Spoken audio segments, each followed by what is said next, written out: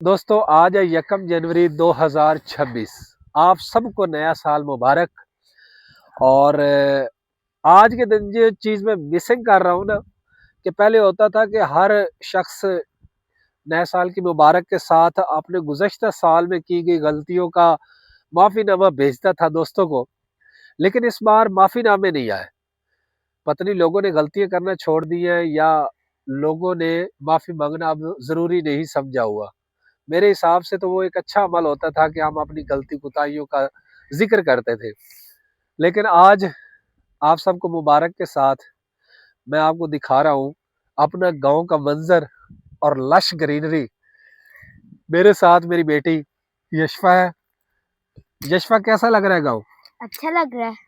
और क्या कह रही थी कि तू काश यहाँ पैदा होती? हाँ, लाहौर अच्छा है या ये गांव अच्छा है? ये गाँव अच्छा है। हाँ माशाल्लाह। गांव की क्या चीज अच्छी लगी है?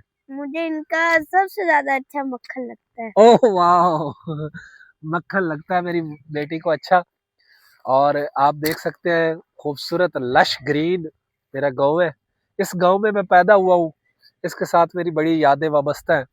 और ये पीछे आप देख सकते हैं, ये वो स्कूल है जिसमें मैंने नर्सरी और प्रेप वो पढ़ी है। नर्सरी प्रेप तो कोई नहीं सी होती, तो निक्के पहली तो वड्डी पहली होती सी।